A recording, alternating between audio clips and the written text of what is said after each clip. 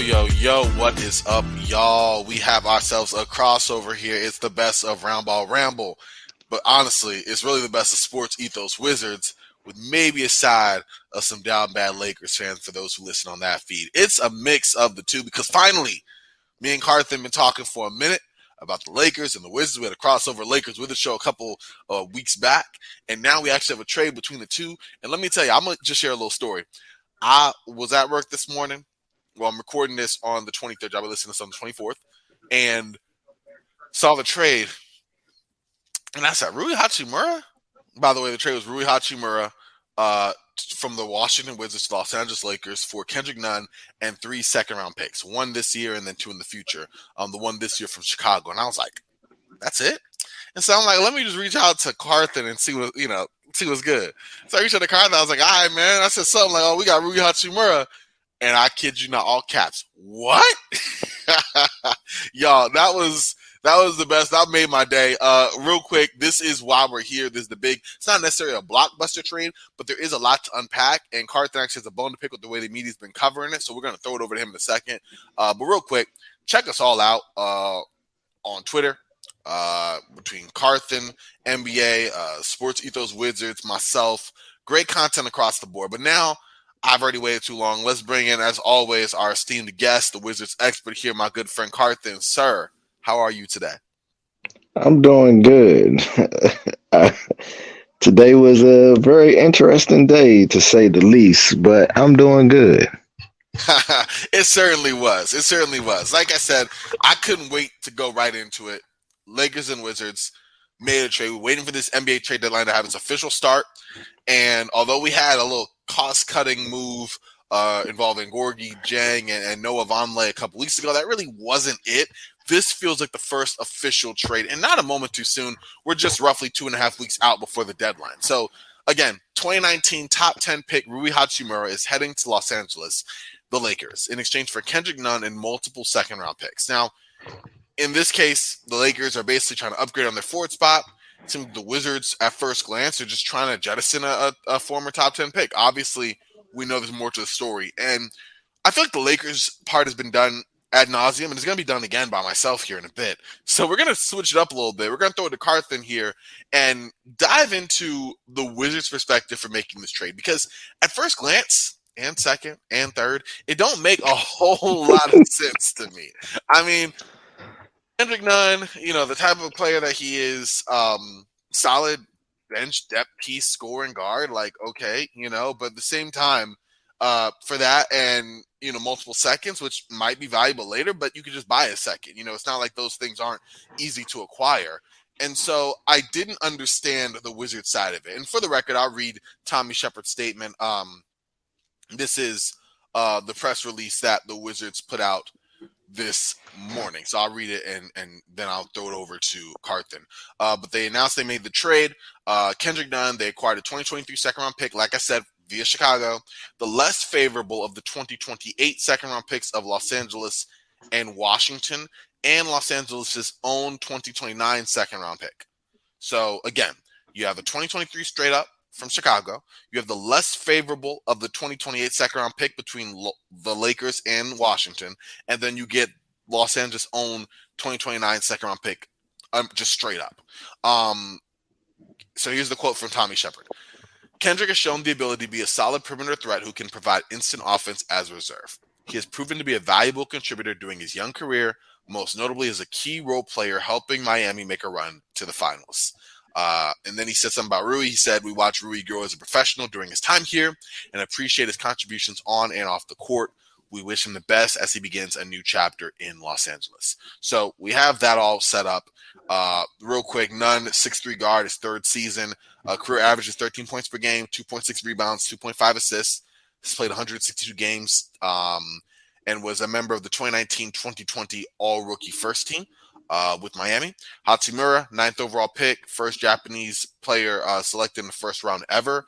Has averaged 13 points, 5 rebounds, and 1.4 assists in his 3+ seasons with the Wizards, over 177 games, 118 of which he started. So that's the background information. Let's get the analysis part because, again, Carthan, from the Wizards side, I got questions. To be honest with you, I kind of have questions myself. There we are. So I'm not going. Like I told you, yeah, I don't sugarcoat nothing. I don't say anything that I don't believe Yep, and feel that I could back up. absolutely. I have questions too, and the questions that I have is first and foremost, was this the best offer they could get for Rui? Mm, Because Rui has been up and down this year. Notably, he had a 0 point game a couple games ago and then turn around against Orlando and drop 30. So, I mean, that's just the epitome of how his year has been going. Where one game he's shooting lights out, the next game he couldn't put a beach ball in the ocean. So that's what I wanted to know. I mean, I'm eager to know because listening to Woj and other folks, they had a deal that they were contemplating that ended up falling apart with the Phoenix Suns.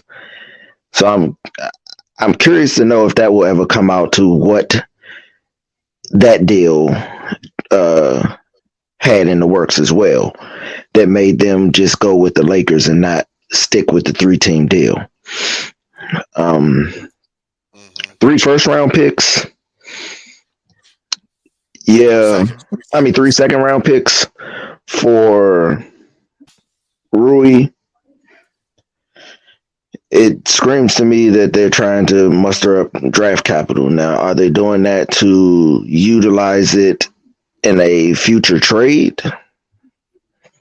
I would hope so. I mean, the Wizards aren't known for being a very good drafting franchise. Um, so I'm hoping that they're trying to muster up more and more draft capital to be able to use in further trades to get more pieces to put around the big three that we have to entice Kyle Kuzma and Kristaps Porzingis to stay in the offseason because most likely both of them will opt out of their player deals that they have in terms of trying to get more long term money. So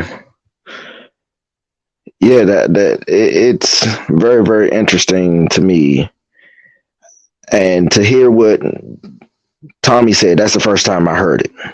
When you told me Tommy made a statement, I didn't go to seek it out to find out what it was. I wanted to hear it from you so that I can give the fans my true first initial take on what he said. I hmm agree with what Tommy said.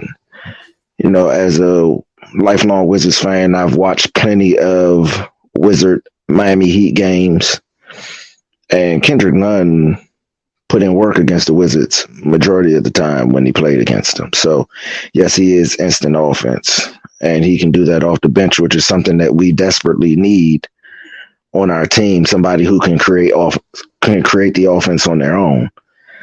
Um, our bench players, we don't have that type of guy. We don't have somebody that can go out and become a bona fide just scorer.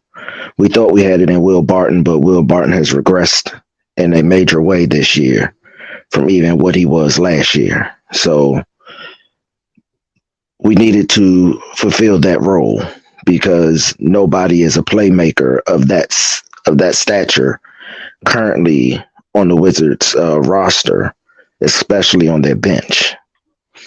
So I understand where Tommy comes from with that.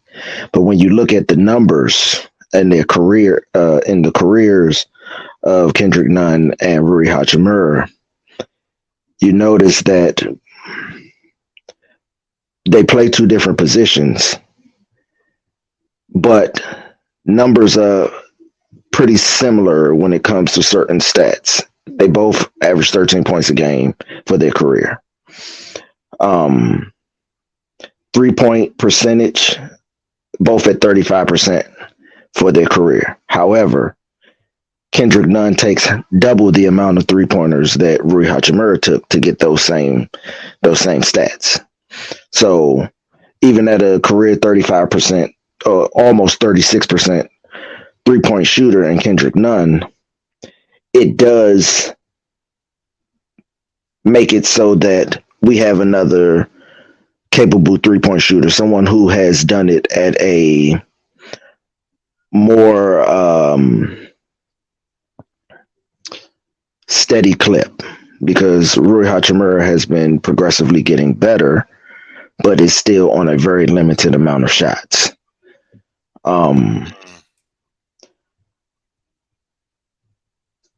2-point percentages are about he's about a whole percentage higher than Rui is at 53% versus 51.5%. Free throw shooting is a drastic difference. Kendrick Nunn's career is 87%, where Rui is 77%. So, like I said, as a Wizards fan, I've seen Kendrick Nunn get to the line a lot against us. And I mean, I know that can be construed where the Wizards don't play the greatest of defense. However, he knocks them down when he gets there. So that improves that for the Wizards, because we're not a great free throw shooting team. Yeah. So we do get that with him. Mm-hmm. That's true. That's true. My thing with this is we now have 4 point guards on our roster, because they're going to convert Jordan Goodwin. They're going to convert him. Everybody knows that. Jordan has played his way into having a standard contract. Mm-hmm. So now the question becomes, well, we know that we have to make another trade if we're going to do that, because we have 15 roster spots already. So somebody is going to have to get moved in order to make a trade for, in order to sign Jordan Goodwin to that regular contract. He's coming up on his 50 games that he's allowed to be on the active roster before he's not allowed to play. Mm-hmm. He's currently been, I'm going to use a baseball reference, but he's currently been optioned back down to the G League team so that he can try to save some of those games that they have, that they can bring him up before they reach that 50 mark. I believe he's at 44 right now. 44 games that he's been on the active roster for the Washington Wizards. So there are some things that's going on with that, which makes me think maybe they went and tried to get all these second round picks to move a Will Barton and his $13 million, and maybe a Isaiah Todd or a Vernon Curry, which I really hope they don't, but move some of them and some second round picks for a more established big man, somebody on my list of trade candidates that we'll talk about at a later date. So you got to stay tuned to hear about who we think that would make good fits for the Wizards on the Wizards Ethos podcast. Most definitely. Way to get a little teaser out there, Carthan. I see you growing. I see you growing with promos. Yeah. Absolutely. No, you said it for sure.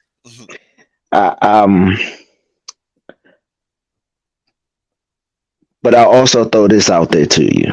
And we had many discussions on this. We had discussions about this with Kyle Kuzma. We had discussions about this with Russell Westbrook, and all that other stuff. But everybody's been talking about how Kendrick Nunn hasn't been playing well and so on and so forth. Not at all. And again, as a Wizards fan who watched Kendrick Nunn put in work against us for many years, it's very well known that not everybody can play with LeBron James. Yes. And what I would say is you see how it took something drastic to happen to be able to have it where you all feel comfortable and have made Russell Westbrook feel comfortable being able to play with LeBron James. You had to take a all-star who the year before y'all got him was averaging a triple-double and put him on the bench and make him a sixth man in order for him to thrive on the team with LeBron James. So I see what you're saying. Mm-hmm. I caution the thought process of the Kendrick Nunn ordeal to say, you look at Kyle Kuzma's numbers with LeBron and then post LeBron. We've had discussions about just LeBron. I mean, you could look back just as far as LeBron since he's been on the Lakers. Look at all of the young guys who have left the Lakers that have now thrived in the league. Quite a few of them have become all-stars where they were not under the thumb of LeBron James and able to showcase their skills in the way that got them to the league in the first place. I mean, you got Kyle Kuzma, you got B.I., you got Julius Randle, you got the Ball brother. His name is Alonzo Ball. You look at all of these guys, and you look at what they were when they were with the Lakers, when LeBron got there, and then look at where they are now. Yes, some of it has to do with the maturity and the back and part of the game slowing down. I'm not taking that away. However, they were able to mature much faster, being able to play their style of basketball versus having to play LeBron's style of basketball and being a complementary piece to him. As to the reason why they made so many moves once he got to LA and got rid of that young core that I personally think if y'all would have kept, y'all would have had years of prosperity and being battling with with Golden State for years to come. And then when they fall off, y'all would have just took over again because I mean, you can see all of the guys that have left that have now gone to other teams and are doing big things. So I'm cautiously optimistic with the trade because he's a scorer, which is something that we need. But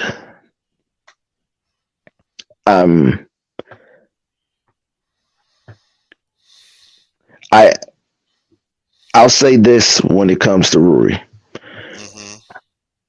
I don't think Rui's going to have the success that most people think he's going to have with the Lakers. Oh wow! Of course you would say that, Wizards fan.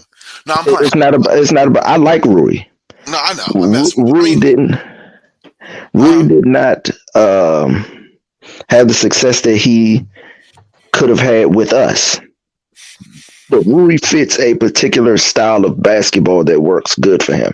If Rui would have got traded to San Antonio, I think Rui would have thrived. Rui is that type of player that kind of fits in the mold of a Tim Duncan type of player. Somebody who's very fundamentally sound, but you have to put them in the positions for them to thrive. Rui's a mid-range assassin. The one thing that Rui's not really good at is three-point shooting. But LeBron needs people that can space the floor for him in order for him to thrive as well. But Rui is best in the mid-range. Rui is best at the free throw extended, the elbows.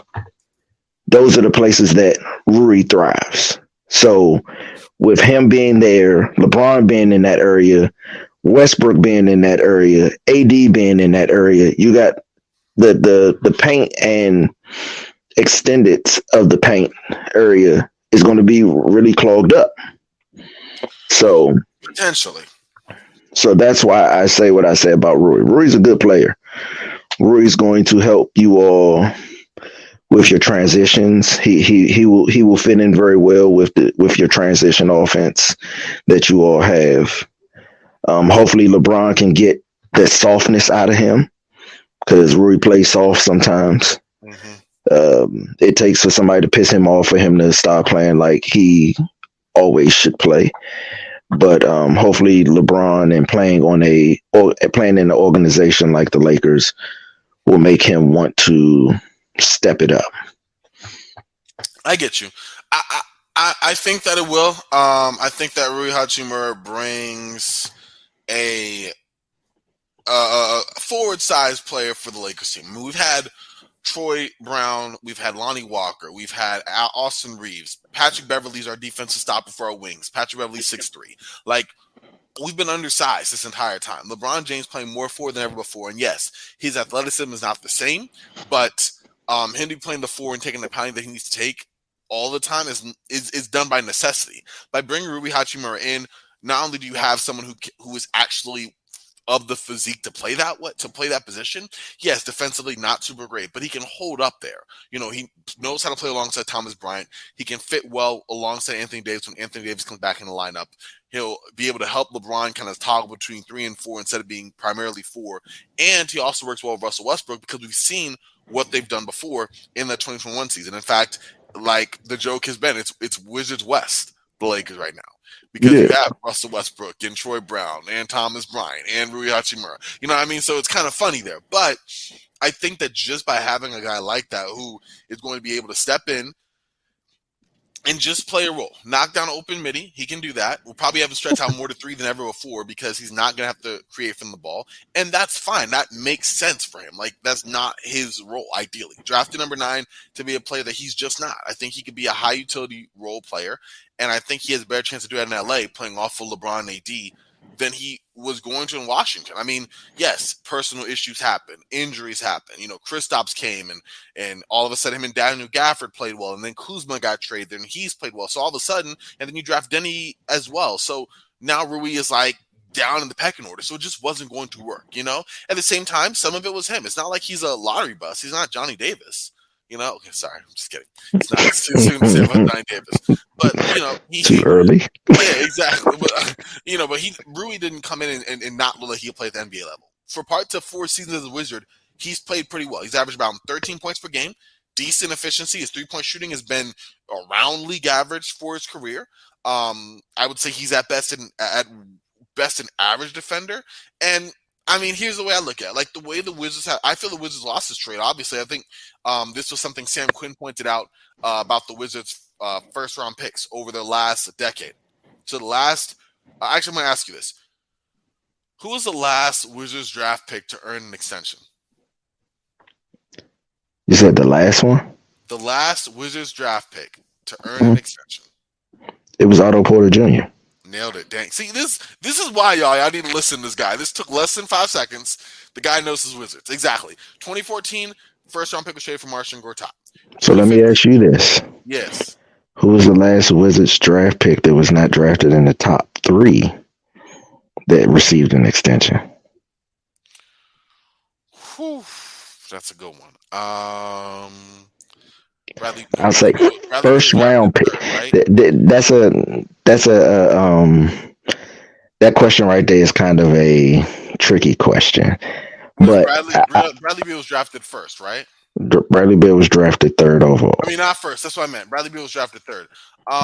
And you said one who got an extension? Yes. That's hard. Was it JaVale? No, he didn't get an extension. Nick Young? Nope. That's all I got. Who was it? It was Andre Blatch. Andre Blatch, yes. And the last way back. And the last first round draft pick. I know it wasn't Jan Vesley. Haha. No, it sure is. It sure wasn't. Uh-huh. Calvert Cheney. Oh wow. Swingman Calvert Cheney from the old school Wizards. We're talking like the Chris Webber, Rasheed Wallace, Jawan Howard, Calvert Cheney, Rod Strickland Wizards. Wow, And then after him was you named him, and it was his whole thing was a weird thing too. who? Jawan Howard. Jawan Howard. Oh yeah, his was weird because didn't he get moved like right after or something? He got moved shortly after, but he had declined. This was before they had the way that the first round draft picks get extensions and stuff like that. Oh yeah, it was And he was with the Wizards for 2 years. Something happened where he ended up declining his contract option, and he was supposed to have signed with Miami.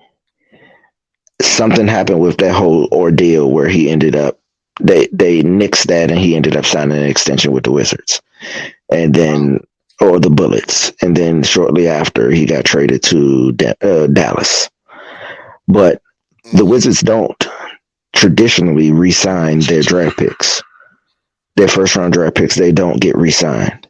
Yeah. So to see Rui get traded was not a surprise to me. To see them possibly trade Denny next year wouldn't be a surprise to me.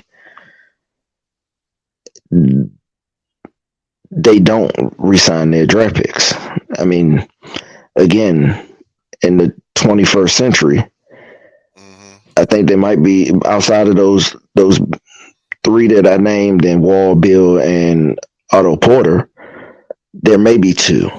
I think Andre Blatch and I have to look that up. Nick Young might have got re-signed and traded that same year. I have to look that one up. I think Nick Young did. I'm not 100% sure, but I think Nick Young did. But he got traded that year. He got traded like right as soon as he could be traded. But if so, those are the only two in the 21st century that's been re-signed. Wow. So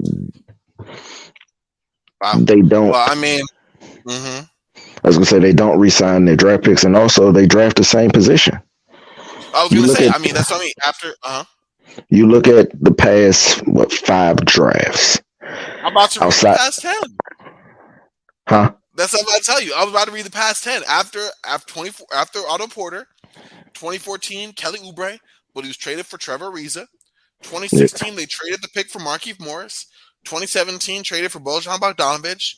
2018 was Troy Brown Jr., who was traded for Daniel Gafford. Small, another forward. Exactly. 2019 we saw was Hachimura, who ended up being traded for none and 2 second rounds. Yep. 2020 Denny. He's a forward. Exactly, averaging 8 points per game. 2021 Corey Kispert. A forward. Another forward, averaging 9 points per game. Small forward. And then the only difference from those last 4 consecutive drafts was Johnny Davis, who's averaging 1.1 points per game in the NBA and is currently in the G League, been there all season. Like, it's been forward after forward after forward, and those forwards have not yielded them much return. I mean, out of all of them, okay, I'm going to read the last 5. Which one has been, I think it's a pretty simple answer, but who's been the most consistent NBA player? You have Kelly Oubre, Hachimura, Denny, Corey Kispert, Troy Brown Jr. It's been Kelly Oubre. It's been Kelly Oubre easily, and even Kelly's been hit or miss. You know what I mean? Like, he's just more of a consistent skill set in terms of being a scorer, right? Yeah. At the forward position. Troy Brown Jr. is kind of a jack of all trades, master of none type player. Hachimura, I mean, we have him on the Lakers. I think he's a solid player, but again, another jack of all trades, master of none. Denny is making his name on the defensive side of the ball, but offensive limitations are there. It could do a little bit of handling, do a little bit of shooting. Again, jack of all trades, master of none. Corey Kispert comes in as a shooter, can defend a little bit. I think he's probably the most clearly defined because he doesn't have a lot of on-ball utility, but that's it. Like you said, this is what they have to deal with. The unfortunate part about it is I think a lot of our draft picks also were not developed the way that they should have. Let, let's be honest. Troy Brown Jr. is a big point guard. That's really what he is. He was a big point guard that they made him play small forward. They drafted him. When they drafted him, they said forward. He's not a forward. He never was a forward. He was never a guy that you could sit there and put out there and say, "I need you to knock down these shots." That just was not him. But he can handle the ball. He was a good passer. He played pretty good defense on the perimeter. But he was a point guard. That's what he even did at Oregon. He was a point guard. They listed him as a guard, but he was a point guard. He handled the ball. He brought the ball up. Really, really solid passer. You play him at where he is at his best, but they didn't do that. You look at Rui. Rui never played to his potential because they never put him in the spots that he thrived at. And to your point as to what I said, Rui, I don't think is going to thrive with you all is because Rui's not a knockdown. He's not a spot up shooter. Rui has to get himself to his spots in order to be effective on offense. So he has to get the ball in the elbow, back it down, pull up, free throw extended, range, and he'll kill you all day. He get there, and he's able to do what he does best, but he's not going to be able to do that like he can do if he was given the opportunities with you all. Corey Kispert, like you said, most defined role. We knew what we were getting when we drafted him. Denny Avdia.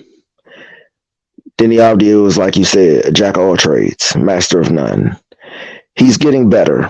He's 21 years old, so I still have hope for him and faith that he'll be able to come around because he's working with Bradley Beal's coach in the summertime. And we've seen dividends from his shooting and his confidence level working with Hanlon that both Bradley Beal,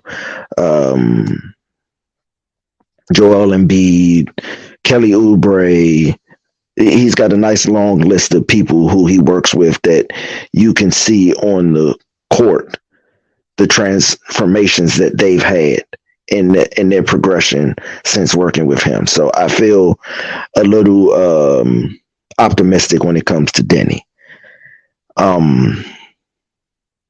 Okay, interesting. But I just don't know how you could say, I'm sorry, I have to push back, how Denny has optimism when Rui shoots the ball better, has a more clearly defined role, and I don't see why we're so negative on his fit with the Lakers, where his shots are going to be made for him. Like, who's making? You got run-of-the-mill point guards in Washington. Now it's not about playmaker all time in LeBron James to create wide open shots for Rui to just knock down. And his shooting numbers are not that bad. On wide open threes, he shoots something like 42%. He just doesn't get a lot of them because he's been playing in Washington. No, you know what I mean? But like, the thing you have to understand, and I'm saying this from years of watching Rui play. Again, Rui's not a bad player. It's about his style versus the players he's playing with. The one person that will probably get the most out of him will be Russell, because Russell knows him from playing together and knows where he likes to get the ball and get his spots. However, like I said, when it comes to Rui is one of those guys that he's a rhythm shooter. He has to get himself in a rhythm to get to his spots, to pull up and make those shots. A spot up shooter is not what Rui is. You're not going to maximize what you're trying to get out of him by turning him into a spot up shooter. He's never been able to knock down a spot, just be a spot up shooter. Okay, my rebuttal to that though is that he's not been maximized in Washington at all, and he wasn't a spot up shooter, and he wasn't being maximized. Like, the dude can shoot stationary. He's not like a Chris Bosh type. I'm not saying that, but like, he'll be able to play in transition off of Russ, and he can knock down spot up Jays. We saw him do it 2 nights ago. Again, he has to get himself into a rhythm. I'm not saying, like I said, I'm not going to say that he is not going to help you all, because I would be lying to you if I said he's not going to help you. Anybody who watches basketball can see the deficiencies that the Lakers have currently right now, and he will help with some of those deficiencies that you all have. What I'm saying is, he is a rhythm shooter that has to get himself into that rhythm. Those nights that you watch the games, those nights where he had his 0-4 eternity games and don't score any points, majority of those games were games where he was being a spot up shooter. They were getting him the ball in the spots, and he was just shooting. That's not him. He has to put the ball on the floor. He is best when he puts the ball on the floor and then pulls up and shoots the ball. But it's normally at the free throw line, in that general vicinity is where he's at his best. Now, he and LeBron do a lot of similar stuff. Him being on the floor with LeBron, how do you think that though? When LeBron is a guy who has to have the ball in his hand. He likes to get to his spots, and then when he gets to his spots, he pulls up. LeBron is not one of those guys that will be somewhere and then dish it to Rui and then let Rui go and do what Rui do. LeBron is one of the guys that he has to be the focal point and be the one who sets everybody up to shoot, which is exactly what all of the analysts and everybody else and analysis of people who study the game says. And that's why everybody says that LeBron needs shooters around him. He needs people that shoot around him, because LeBron is a guy who, he's a great passer. He's a great finisher at the rim. He's a decent shooter, but his game is dribble penetration, finish, or dish to an open guy that goes and knocks down a shot. And Rui is a guy who needs to get the ball either in the high post, back you down, or stutter step you, triple deke you, try to get to his spot, and then pull up and shoot. And to give him that time to do what he does is not what the Lakers do, because the focal point is LeBron 1, AD 2. And then you have to be there that when they dish you the ball, you need to be ready to shoot. Because they're going to give you the ball in places where, yes, a lot of times guys are having wide open shots or semi wide open shots that they're giving the ball to, that they are expected to knock down the shot. I get you, man. I don't know. I think taking it from, okay, so as you are a Wizards guy, I'll say this from the Lakers' perspective. I don't think that all of our guys are just spot-up guys. We're not. I think the Lakers play best in transition and when guys can create their own offense. Yes, when LeBron slows the game down in half-court situations, that only happens toward the end of the game. When it first starts, it's more of a freelance type offense. When when Russ comes in the game, it's a transition, fast-paced attack. The only time it gets to the point that you're describing in terms of like, okay, you have the spot up, wait for LeBron to draw the double team and make a shot, is like the last 5 minutes of a game. And even then, although Rui Hachimura is not a strictly stand-up, spot-up shooter, he's still going to be more effective than, say, Wenyen Gabriel at that position or Thomas Bryant at that position. And with the way that teams are doubling on LeBron, he's going to be able to create his own shot. He's going to be able to dribble into it because by the time he gets that kick-out pass from LeBron, it's not, okay, you have 5 seconds left on the clock, shoot it. No, it's okay, the ball's been swing action. Can you create a shot? And that's one thing the Lakers have not had. And that's why, I'll swing it back to Kendrick Nunn. That's what we thought we were getting from Kendrick Nunn. That's not what the Lakers got from Kendrick Nunn. What we got was some games where the more playing time Kendrick Nunn gets, the more he scores. That's the good thing. The negative thing about that is he's not doing much else at all. And if you expect him to come in and be a microwave scorer for 10 minutes a game, not going to happen. He needs at least 20 to 25 minutes a game. So if he's getting that, you're having him as an undersized shooting guard, which you can do, but he also has to get himself into rhythm because he's also not a spot-up shooter. So you're getting the same issue just from a smaller player, whereas Rui Hachimura has at least shown, to be fair, in his time, let's not disrespect Kendrick Nunn. Kendrick Nunn was good in Miami. Kendrick Nunn had a great preseason for the Lakers. Kendrick Nunn had about 5 good games for the Lakers this season. Mm-hmm. I can say all that without a doubt. Kendrick Nunn will bring depth to y'all. You know what I mean? At the end of the day, I just feel like I think we're discounting the fact that Rui is going to get better playing off of LeBron, and though he's not a stand-up player, like a stand-up knockdown shooter, he's not going to have to be. He's never played with the playmaker like LeBron James. Never had a big man like AD to draw defenses toward the rim for him. He's going to be able to create open lanes because of the gravity of LeBron and AD. So it's not like, I have to stand in the corner and just wait for an open three. No, he's going to be able to get the ball and create something like he likes to do. He's not going to have the free reign to do it. But newsflash, Rui Hachimura is not that player. Like, that's why when you said, like, he's going to do the same thing, like him and LeBron would do the similar thing, he was doing the similar thing to LeBron because he's on Washington Wizards. He ain't going to be doing a similar thing here. He's going to have to adapt the way he plays because, let's be real, he's not that guy. He just isn't. There's a reason why Kendrick Nunn was 4th on our depth chart. He's not that guy either. You know, I agree, but that's my point. You're making my point.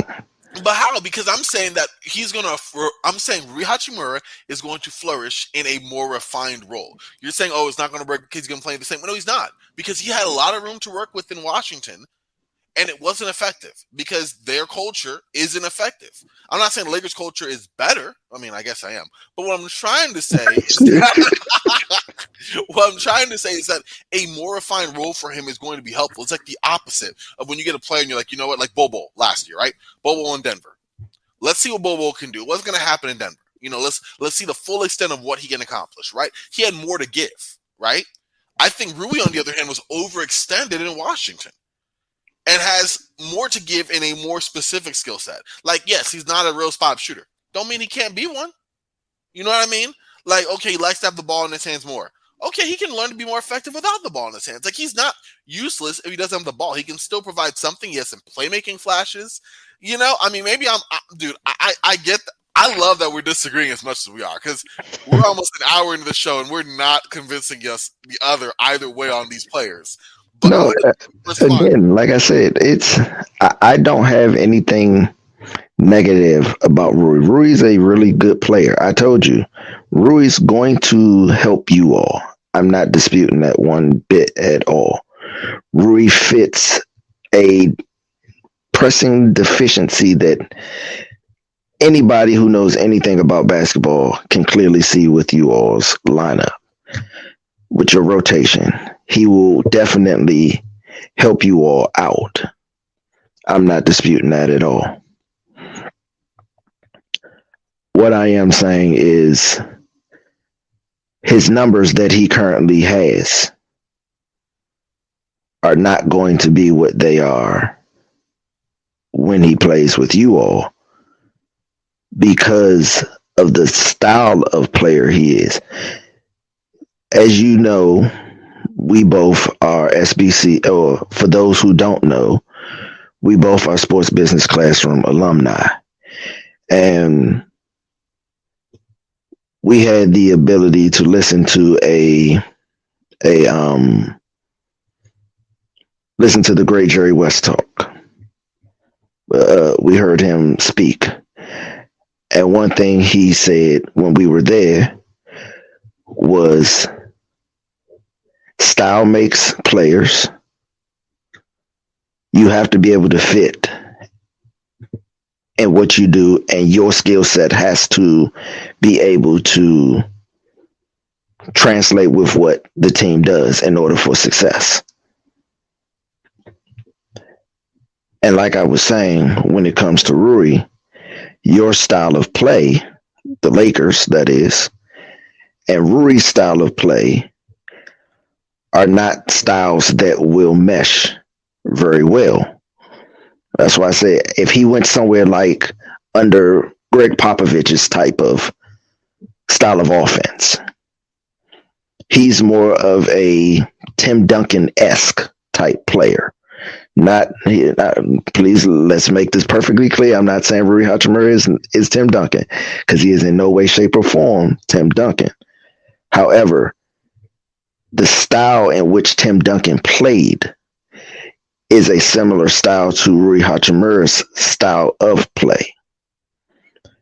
And he thrives more in that style. He would thrive more in that style based off of the 3 years that I've watched him play.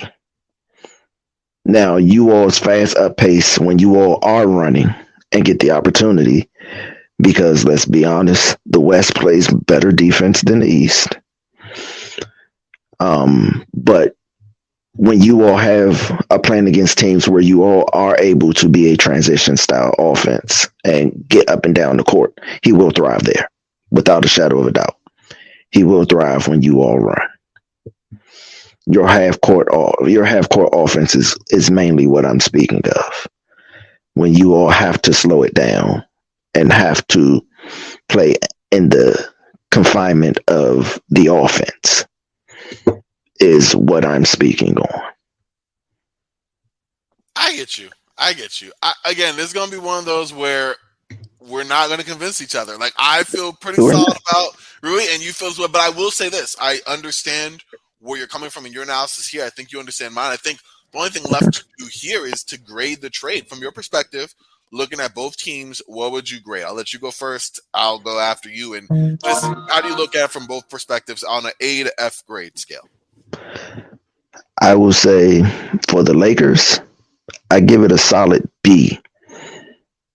Again, Rui feels a lot of deficiencies that everyone sees that the Lakers have. He is an upgrade over Gabriel. He does know how to play with Thomas Bryant. He does know how to play with Russell Westbrook. They've done it before. He's played with Troy Brown. They've all done it before. So he's a good rebounder. He can push the ball up the floor. He's very good in transition. He will be an upgrade to you all, to what you have. So I do give it a solid B. For the Wizards, honestly, I would say it's more of a incomplete. If I had to grade it just off its merits, I'd have to say it's a C. Because yes, we do get a scoring guard, something that we, outside of Bradley Beal, we don't have. Monte Morris isn't a scorer. DeLon Wright isn't a scorer. Jordan Goodwin isn't a scorer. Kendrick Nunn is a scorer. That's what he's known for. And we did get another scoring guard. We got draft capital out of it to be able to possibly use in the future. But we now have 4 point guards on our team. So we've now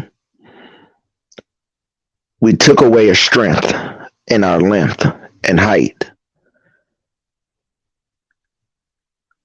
and a added to a position that we already had a lot of, which makes us a lot smaller if we want to go with guards. So if I have to grade it on its merits, huh? What'd you say? I said y'all becoming the Lakers. Y'all becoming the Lakers East. All these small guys playing these positions. Right. It kind of goes back to the year when we had Russ, where we were running 3 guard lineups. Where Russell Westbrook was playing small forward or playing the 2, and Bradley Beal was playing the 3. But I honestly don't see us playing that small. Again, it's just our guards are going to get a lot less minutes now. The rotation is going to get a lot tighter as far as minutes, the minute distribution amongst our point guards.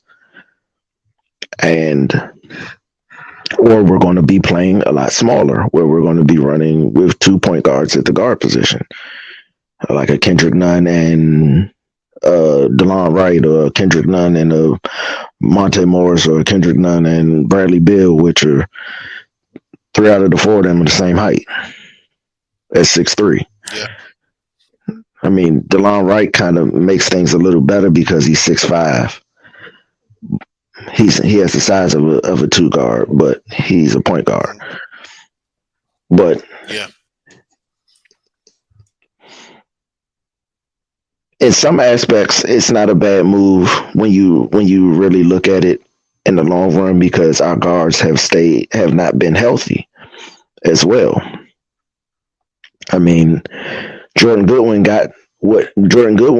we found out what we had in him because of the fact that we had no guards healthy. So getting another guard does help out in that aspect. I mean, there were times where both of our 2-way guys were the only 2 guards we had on the roster. When we had Dotson, we'd had our 2 point guard 2-way guys playing major minutes because we didn't. DeLon Wright was injured, Bradley Beal was injured, Monte Morris was injured, Johnny Davis was mentally injured, and wow. I mean, I'm speaking factual. I tell a lot of people the problem with Johnny Davis is confidence. It's nothing else but confidence. And that could be either a coaching thing, or it's a player thing, or it could be both. I mean, because you got a lot of rookies out here who have been given the green light to go out there and play ball. When you out there, show what you can do. Be you. But again, if he's scared to shoot the ball, and he's scared to and not confident in putting up the shots when he put them up, no matter what the coaching does, you can't make a man play confident. You can't make a man play at his best. So that's true. It's kind of a 2-way thing. So maybe in that aspect, if you think about it in that way, maybe it was a good trade. It was the best guard they could find, and they were looking to shore up the guard position because of how often our guys are injured. I mean, Monte Morris just got off of injury reserve with a hamstring. Bradley Beal has continually pulled his hamstrings. DeLon Wright, since he's been back, he's been pretty healthy. Jordan Goodwin, he's another 6'3" guy, but he's not a scorer. So maybe they saw Kendrick Nunn as a guy who can knock down shots that we could utilize when we need some bench scoring, since Will Barton ain't doing it. So again, I mean, it's one of those half glass empty, half glass full type ordeals. I feel you. So, what is your final grade for the Wizards? I'll say if I have to give a letter, I'll say C. You gotta give a But letter. I'm more inclined to say incomplete because I think that more is going to. I think this trade was a trade to make another trade to satisfy the necessary requirements for another trade. I get what you're saying. I get what you're saying, and I agree. I think the same thing on the Lakers end though. Like this better not be the only trade the Lakers make. If this is the only thing they think they're going to do, Rui Hachimura, that doesn't move the needle at all, in my opinion. That wins you a game, maybe. You know what I mean? Like I don't see that as the victory that I think most Laker fans at this point don't either. We're excited because the first quote unquote competent move that Rob Pelinka has made that doesn't feel like he accidentally stumbled upon it. Like that is a difference because that 2020 team at first I'm like, wow, that was a masterpiece from Rob. But then we saw how he changed it year after year after year, went away from the identity of that team, and then ultimately failed to surround LeBron with the simple players that he needs. That I look at that as a fluke. He got lucky that that team worked out the way it did. They had the right coach in Frank Vogel to make it come together. Like I don't give Pelinka that much credit for it anymore. That being said, when you look at how they are performing with a move like this, it does give me hope. They have to continue that. Well, I agree. I mean, on the Lakers front, I hope this isn't the only move that they make as well, because like we've stated, like LeBron has stated, they need shooting.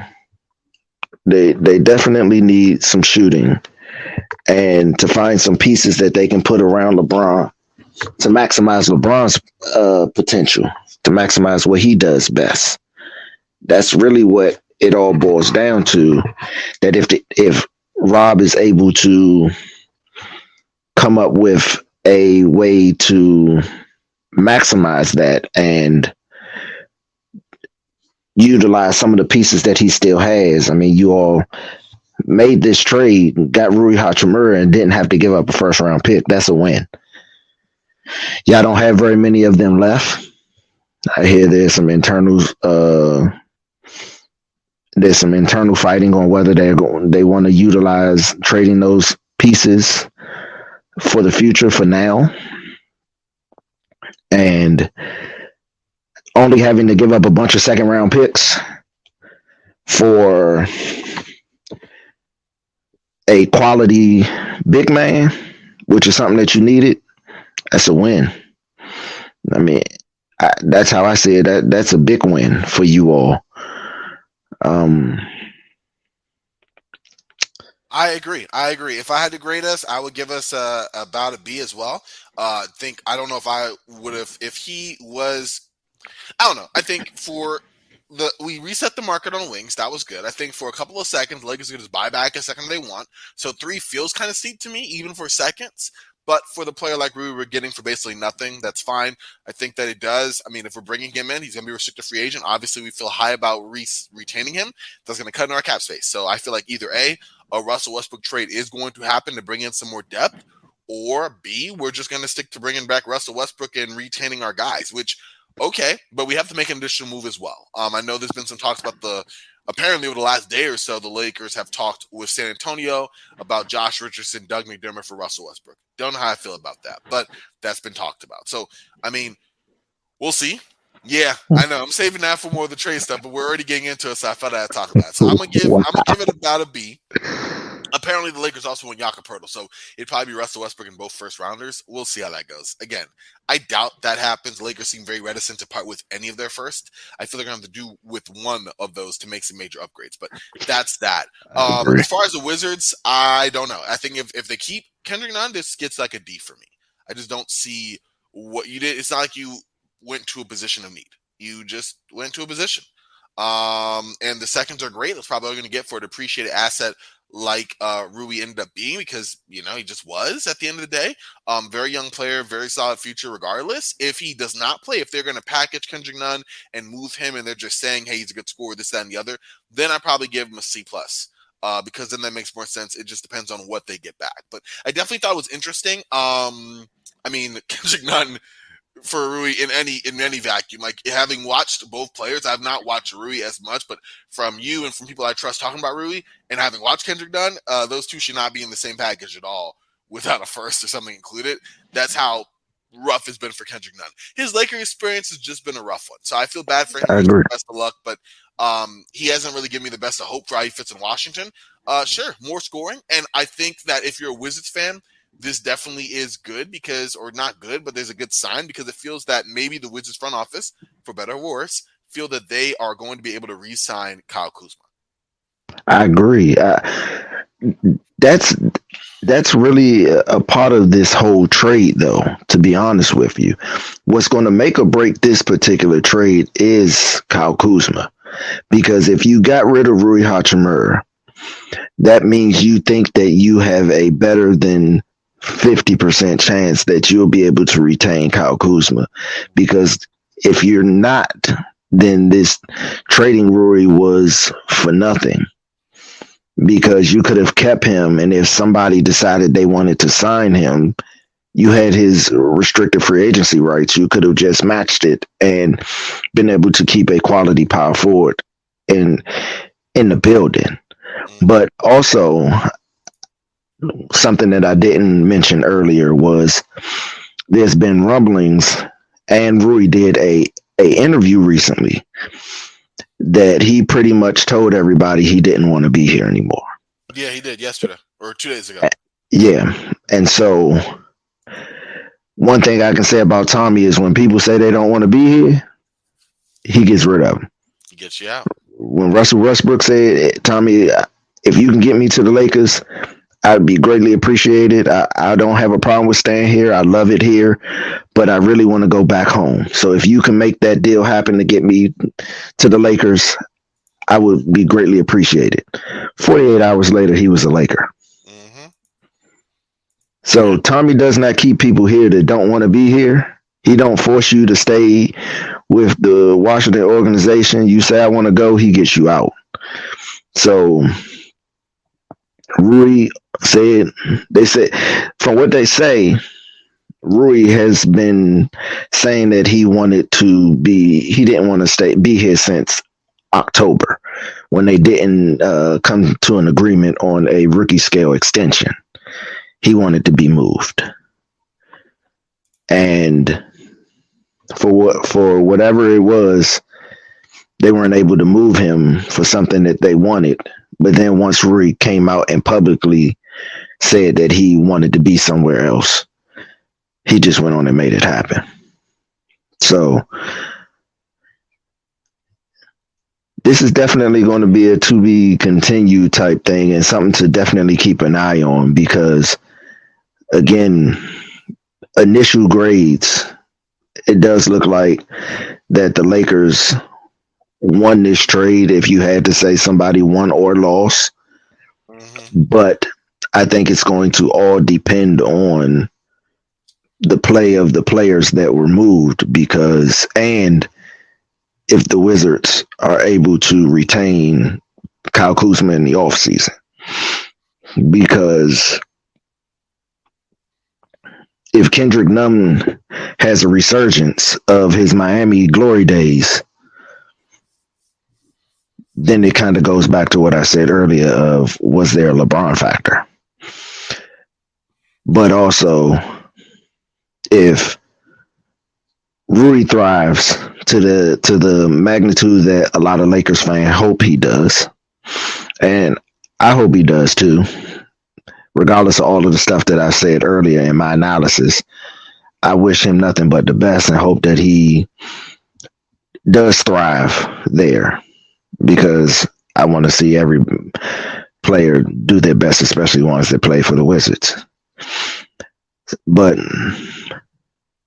if he thrives, then it will be a great thing for you all because it ends up you all got what you thought you were going to get.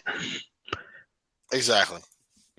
So you make a good point. It would be interesting. I mean, one thing is going to be said, like this trade is going to be something that we will probably look back on this on the end of the year. Yep.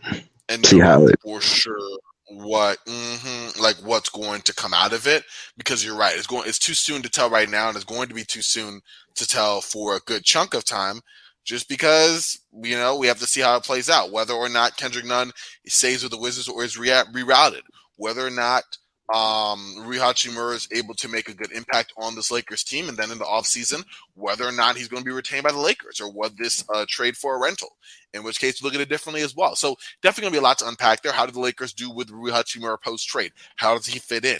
How does Kendrick Nunn fit in with the Wizards or whatever they get back in return for Kendrick Nunn? So definitely a lot of branches. We have to have an immediate winner or loser. That's what the reaction pods are for. In this case, the Lakers win. I'm okay with saying that, but that's the immediate reaction. Yeah, I mean, I'm okay with saying it too, that the immediate initial reaction looks like the Lakers won this trade. I won't sit up there and try to fake like I'm be like, oh no, no, it definitely ain't that. It looks like the Lakers definitely won as to the reason why they put so many draft picks involved in this trade to try to make it happen.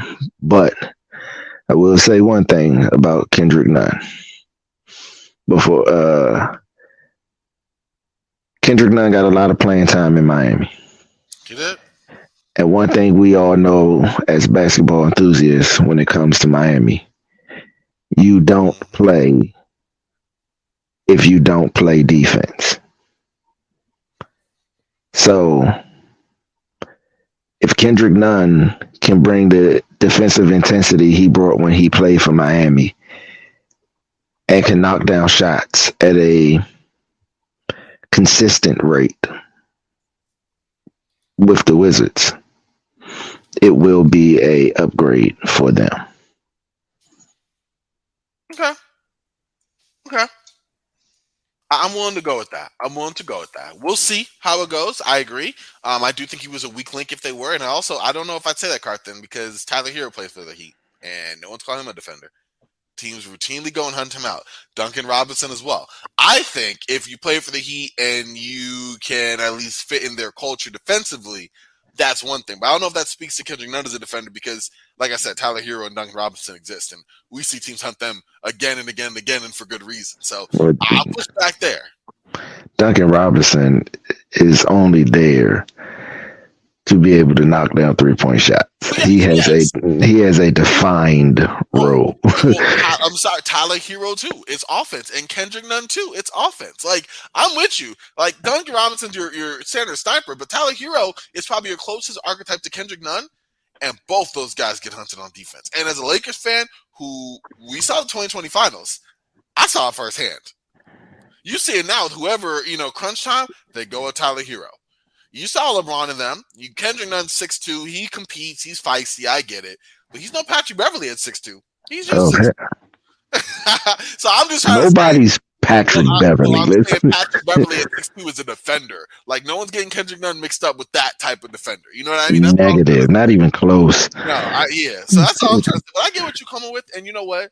It's possible. I mean, we're going to see how it plays out for sure.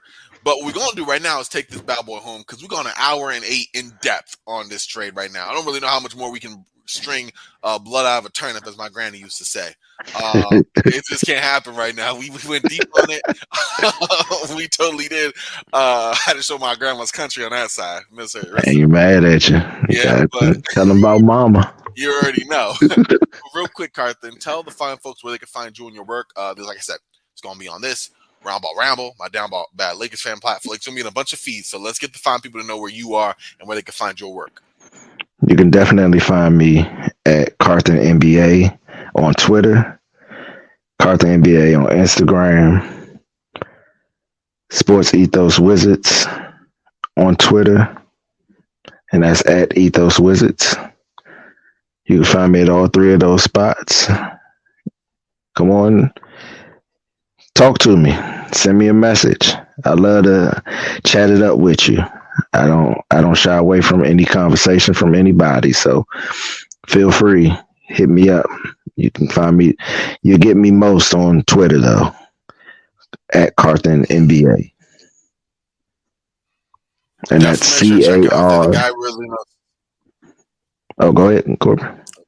Oh no, continue. I was pumping you up on you knowing your stuff, but they do need to know where to find you before I keep saying this great stuff and they don't know what to do. So please continue. Yes, sir. So Carthan is spelled Carthan. That's